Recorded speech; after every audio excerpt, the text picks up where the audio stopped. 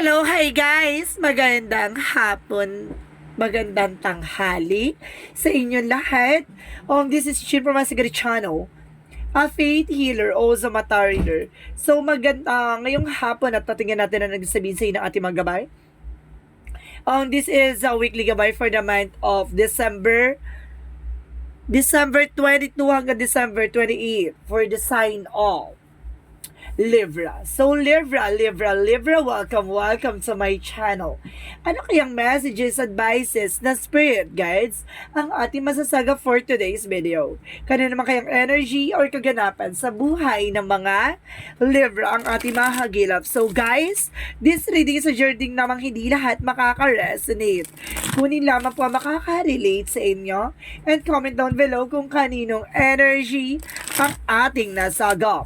And of course, don't forget to like and subscribe my channel and i-notification bell for more videos update. And of course, maraming salamat po sa mga walang sawang pagsuporta sa aking channel, lalong-lalo na hindi nag-skip ng ads. Naway pagpalain po may Diyos at may kapal, siksik dignig nag-uumapaw man balik sa inyong biyaya. And of course, Merry Christmas and Happy New Year to all of you guys, no, out there sa ibang bansa, sa anumang sulok ng mundo, no? Naway ang kaligayahan at kasaganahan ay mapa sa inyo, no? And of course, tingnan natin, no, ang gusto sabihin sa iyo ng ating mga gabay, kung anong mababasa natin for today's video. Okay, ilaban na. Angel Spirit Messages, give me an informations. Eto na.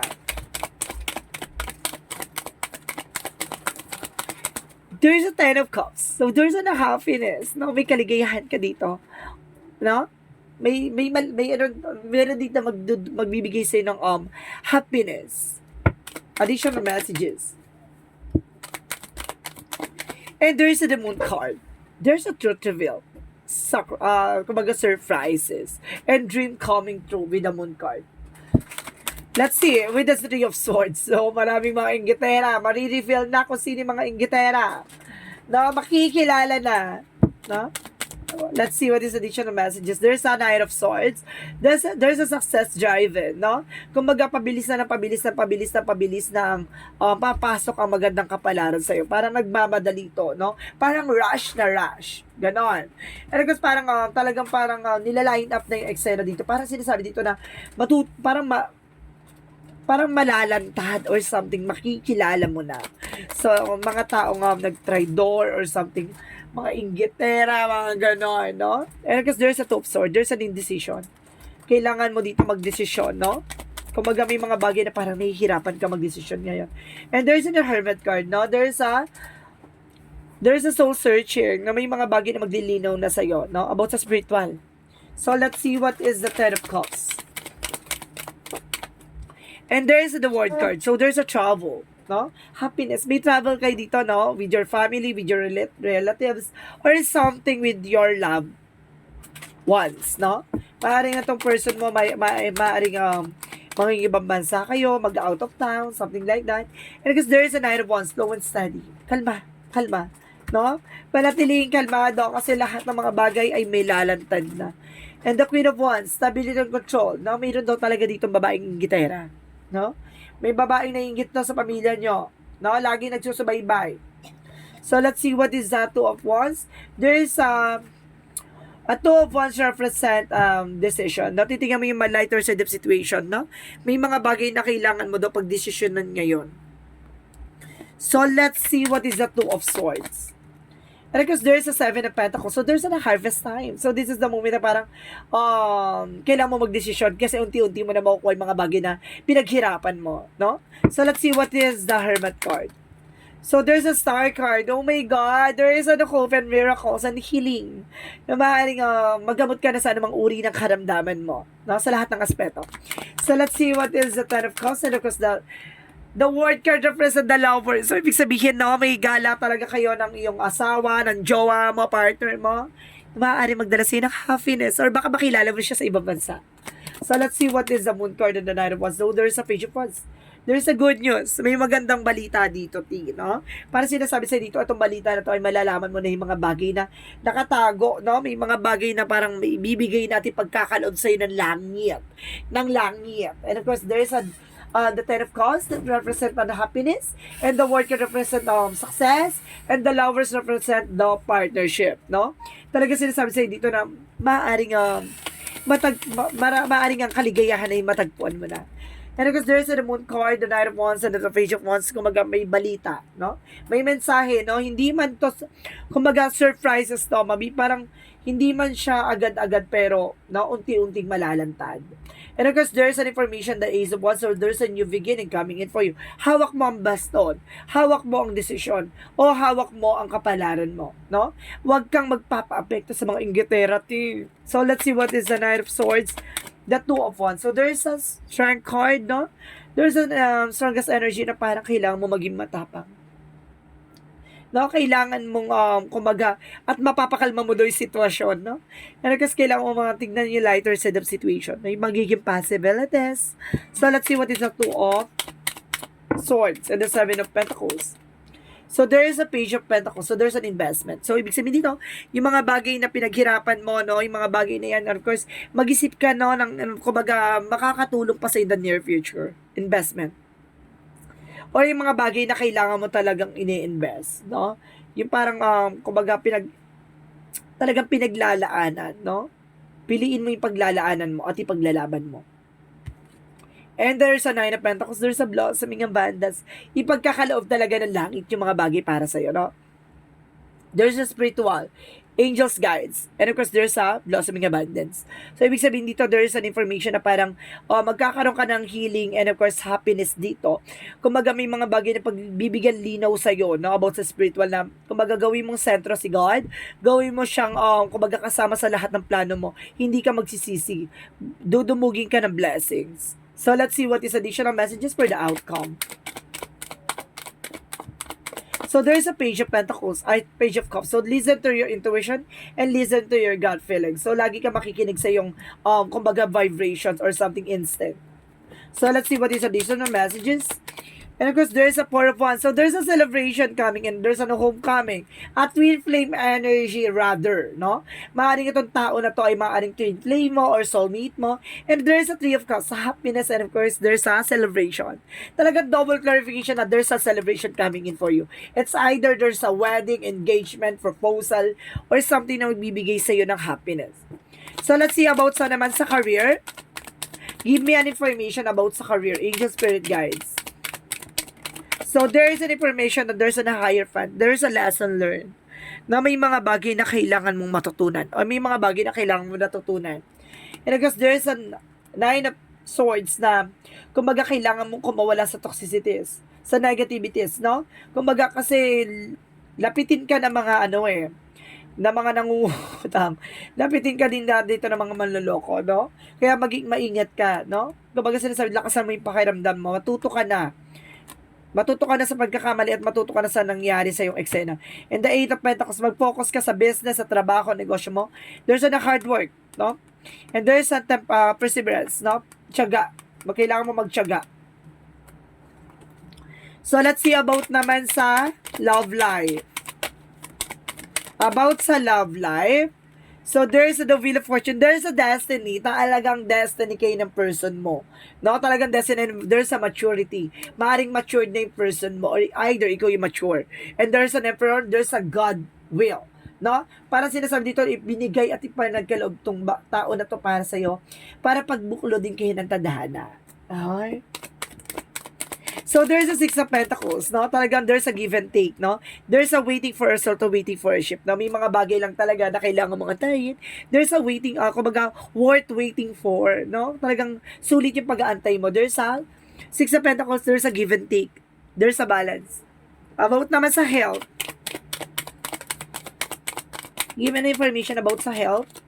So, there is an information na there's a Six of Swords, transition, na kailangan mo na makaalis sa sitwasyon. Siguro, kumbaga may mga bagay kang nararanasan ngayon na, kumbaga nagkakaroon ng self-defeat, no? Kumbaga, parang nilalagay mo yung sarili mo sa alanganin.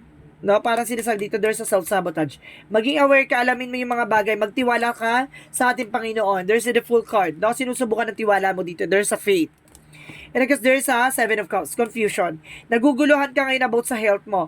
So, kailangan mong ng most advices, no, na makakatulong sa'yo. So, ibig sabihin dito, may mga nararamdaman ka na parang kakaiba. No, kahit na nagpatingin ka sa doktor, nagpatingin ka sa physicians, or something na hindi makita yung sakit mo. So, ibig sabihin, there's an information na kailangan mo umalis dyan. Kailangan mong magpatingin sa spiritual. No? So, let's see about naman sa okay, pinaka-advices for you. Additional tayo. For advices. So, there's an, oh my God. So, there's a page of swords na get more information. Kailangan maging curious ka. Kailangan alamin mo. Hindi pwede yung angatir, walang ganon. Kailangan maging matalino ka, no? Kapag, kumbaga, parang lutang ka dito sa of nowhere. Oh my God. There is baguhin mo yung perspective mo, baguhin mo yung mindset mo at the same time, no? Kumbaga sinasabi dito na parang, hindi mo na alam yung gagawin mo, lutang ka talaga. And because there's an information that kailangan mo kumuha ng informasyon. Get more options, no? So, let's see what is the magical fairy messages.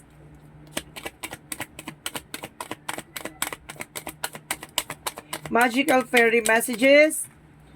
Everything is okay. So, maaaring, sinasabi dito, don't worry, it all working out of the beautiful way, sorry. Don't worry, it's all working out in a beautiful way. So, ibig sabihin dito may magandang dahilan. No, bakit ka nandiyan sa situation mo? May magandang dahilan bakit ka nandiyan sa kanalalagyan mo. So, let's see what is the Monsology. Don't let pride get in your way, no? Alisin mo daw tong pride mo. No, baka yung nagbibigay sa iyo ng blockages. And your the answer you need is coming. Maaring yung kasagutan, no? Talagang ibagkakaloob na sa yung kasagutan sa mga katanungan mo. And of course, it's time to take an action. Sa kailangan mo daw kumilos, kailangan mong gumalaw, no? Kailangan mo na magdesisyon kasi may mga bagay na kailangan mo lang alamin, no? At kailangan mo talagang gawin. So, and of course, there's a spiritual and balance is spiritual and practicality. So, kailangan mo maging balance about sa spiritual mo. Kasi may mga nararamdaman ka talagang sa of nowhere na walang findings. Totally. So, let's see what is a yin and yang oracle card.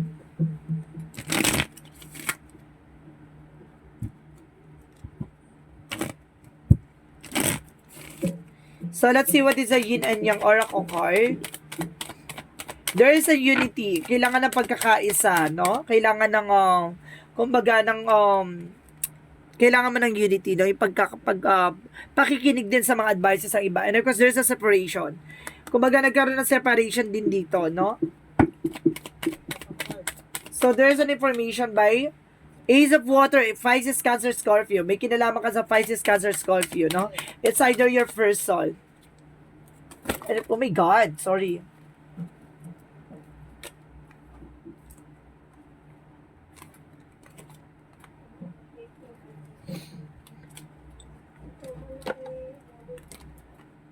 Okay.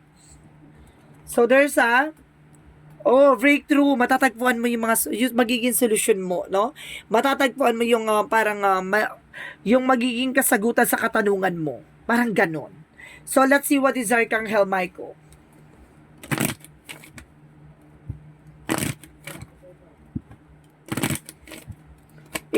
Archangel Michael, ano gusto mo sabihin sa ating mga kapatid na Libra?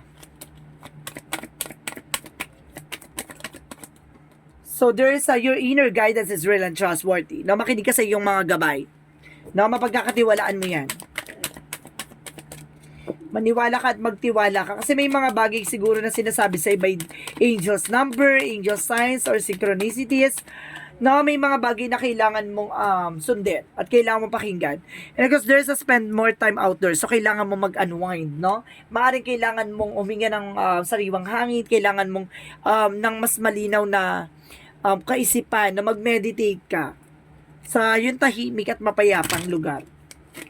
So, let's see what is additional messages. So, there's a growth. Magkakaroon ka na rin ng growth and expansion dito. And there's an envy, no? Maaring, iwasan mo yung ego mo, no?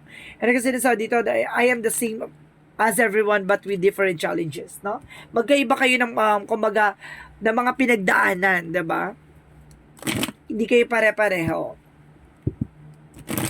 Kaya, sinasabi dito, magtiwala ka. Iba kayo, kumbaga, maaring ba yung way niya at iba yung way mo. Maaring nauna siya, maaring darating yung para sa'yo, no? Maaring darating na rin yung mga bagay na para sa'yo, no? Or maaring nauna ka sa sitwasyon. And there's a storm warning, may paalala, no? May pagsubok at mayroong darating na pagsubok sa'yo. So, let's see what is the chakra. Meron dito susubukin kang no?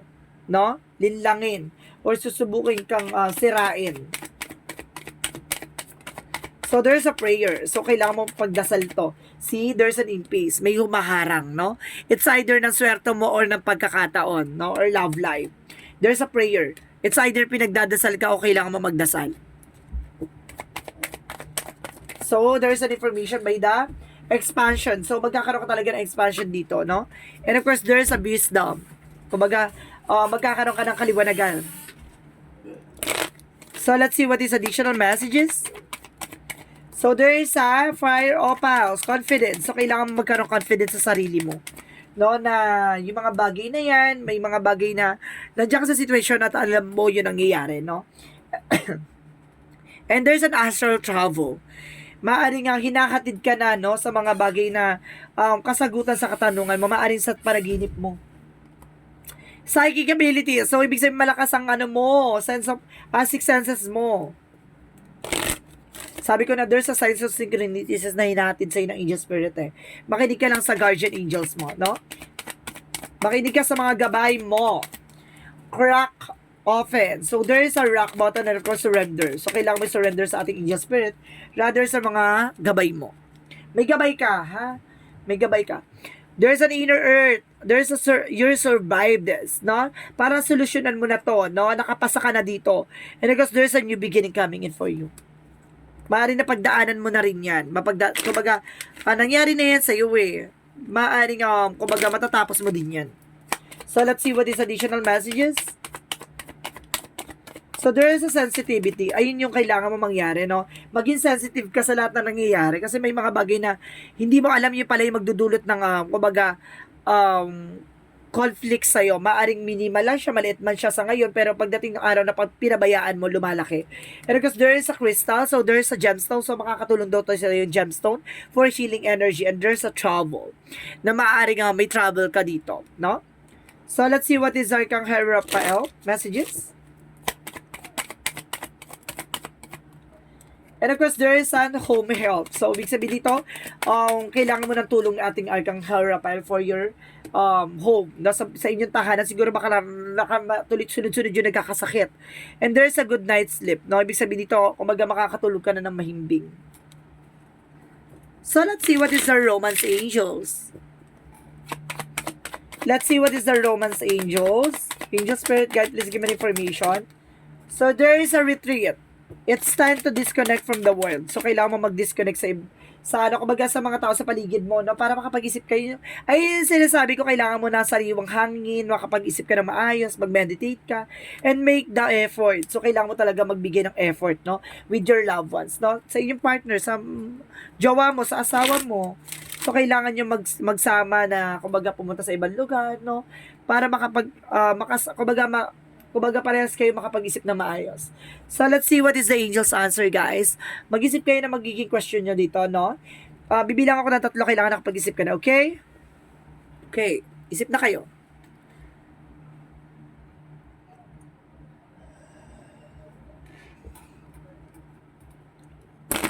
One. 2. 3. Angel's answer, give me an answer for your question. Romance. Talaga merong malaking factor talaga to ang pag-ibig sa'yo, no? Talaga nga sinasabi talaga dito na merong kailangan nyo talaga ng unwinds ng yung person, no? Kailangan talaga ng parang kailangan yung umalis, no? together, kailangan nyo pumunta ng ibang lugar na yung sariwang hangin, mapayapa, yung makakapag-isip kayo para makapagbuo kayo ng plano. And there's a listen to your intuition, no? Kailangan mo makinig sa intuition mo. May gut feeling ka dito, may something ka ditong nararamdaman eh. Pero ayun yung kailangan mo mag-take ng action. Ayun yung travel. Kaya kailangan nyo ng travel. And the word card is travel. Oh my God! So, big sabihin may travel talaga kayo na person mo. Maaari kayong, kaya sinasabi sa'yo dito na kailangan nyo umalis, no? Remain positive, no? Kailangan maging positibo ka sa lahat ng bagay. Kailangan mag-effort. Oh my God! So, let's see what is the Jesus loving quotes. Pray always. So, kailangan mo magdasal palagi. Diba? So, let's see what is the angel's number. Angel's number, give me an information po. There is a 4-4. I am supported. Your angels are encouraging you to continue on your present life. What path with diligence and determination, and even greater success will come into the future. So see, magsasuccess kayo together with your partner. Ibig sabihin, kailangan nyo lang talaga na, kumbaga, mag-travel, kailangan nyo munang umalis sa sitwasyon, no? Parang magulo, parang something na gano'n. Kailangan nyo mag-isip, no? Or kailangan nyo nang umalis dyan sa lugar nyo, no? Na hindi na healthy. And of course, sinasabi dito, there is a love of fears. My God! I renounce my pain and release my resistance. Today, I choose to reside in the light of my being. I rise above boldly and ask for the understanding that will free me of my duality. My prayers are heard, and God sends angelic help so that love and peace find their way to me. When I open my eyes, love of fear. See, I told you. So, kailangan talaga makinig ka sa angels number or angels messages na nagbibigay ng signs or synchronicity sa inyo na, kumbaga, kailangan yung hanapin ng kapayapaan, no? At kailangan yung kumawala sa sitwasyon. Kasi doon yung makikita talaga ang kahulugan ng bawat isa. So, yun yun. So, ibig sabihin, magsasuccess ka in the near future. Kailangan nyo munang kumawala sa mga negativities and toxicities around you. Palakpakan tayo dyan. And of course, this guys, and of course, this is the weekly gabay for the month of December 22 hanggang December 28 for the sign of Libra. So, Libra, maraming salamat for your wonderful reading. So, once again, this is Chin Rodriguez from my Sagari channel, a faith healer, also a mata reader. And of course, Merry Christmas and a Happy New Year to all of you guys. Maraming salamat po sa mga walang sawang pag-support sa aking channel. Lalo-lalo na hindi nag-skip ng ads, laway pagpalain kayo na Diyos at may kapal, siksik, liglig na gumapambiyayin man ng balik sa inyo. And of course, maraming salamat po sa pag-aantay ng reading. Oh my God, marami kasi tayong pasyente out of the international, no? Marami tayong pasyente sa ibang bansa. So, pasensya na po kasi may nagpapa-cleansing for 2024 para sa mas pasabog at bulabog na swerteng papasok. So, maraming salamat po and see you in the next video. Bye-bye and babush!